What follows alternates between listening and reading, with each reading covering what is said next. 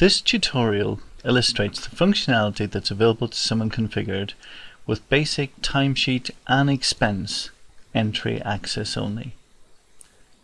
The user will enter their email address and their password and click on the sign in button to access the system. The My Work screen will appear as a default screen.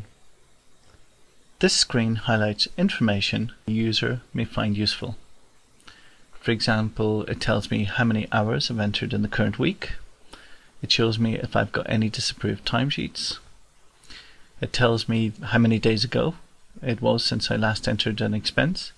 And it also tells me if I've got any expenses entered into the system that I haven't yet submitted a claim for. Where I have submitted a claim, it will tell me how many are awaiting approval, how many have been approved and are awaiting payment, and it also shows me any expense claims that have been paid in the last 30 days. To access the timesheet entry screen, I simply click on the Edit button.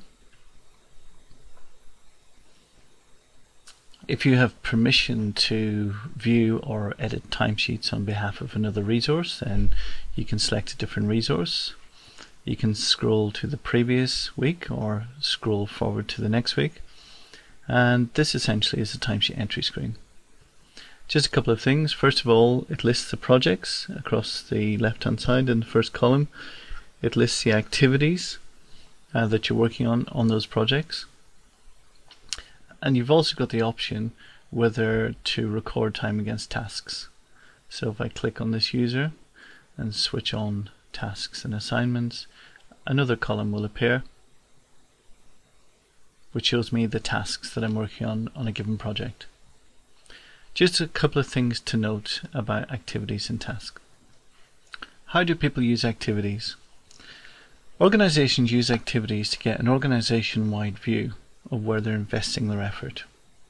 For example, if you're managing a sales team, you may wish to know how much time they're investing in front of a customer, responding to RFIs, or engaged in lead generation activities. Similarly, if you're managing a development team, it may be useful to monitor how much time people are spending doing the analysis and research side of the project versus the design, build, or testing stage of a project. Activities can be used to benchmark performance across projects and can serve as a very useful starting position to identify potential issues in an organization or on a project. What are tasks? Tasks are the detailed pieces of work that need to be carried out in order to complete a project. Importantly, this solution does not force you to log time against tasks for all projects. This option can be configured on the Planning tab when you set up a project, i.e. it can be configured on a per project basis. This screen has other useful functionality. You can add additional rows, copy from the previous week's timesheet, or clicking on this button will automatically populate this screen if your resource has been assigned to tasks on a project plan. To enter in time, I simply navigate to the cell and I just type in, for example, 4 hours, and maybe I worked in this task for 4 hours, and then all you've got to do is remember to press the save button. If you forget to press the save button, the system will prompt you if you try to navigate away from the screen. If I return to the My Work screen,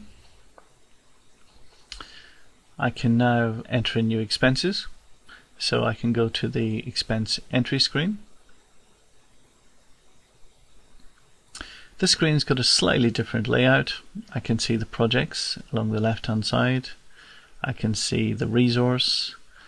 This link may or may not appear depending on your permissions. You can either be assigned projects whereby they automatically appear on the screen, or if you have permission you may have the ability to go in and add projects to this list where you select projects from a central library of projects. To add in an expense, I simply press on the plus. I can select different expense types. Essentially, we have two types of expenses. We have lump sum expenses like accommodation, where I simply type in the amount and enter in a description. Or you could have per unit expenses.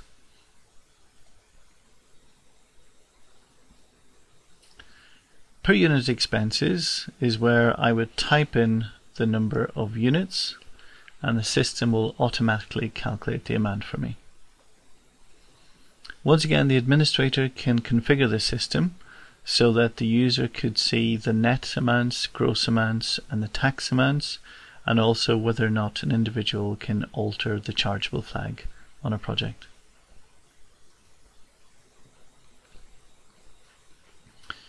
If I return to the My Work screen, I may wish to generate an expense claim. I click on this link. The system will automatically pick up all expenses registered in the system and attach them to this claim. You could deselect an expense item and remove it from this claim. You can enter in notes and then you simply save the expense claim. When I save the expense claim, it will prompt me to print out an expense claim report.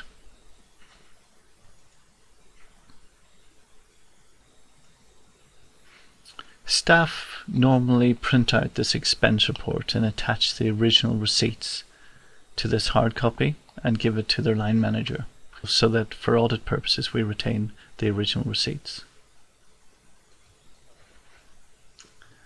If I close this screen, I can now see that the number of expense claims that require approval has increased to 3. For further information on entering timesheets or expenses, please refer to the user guide.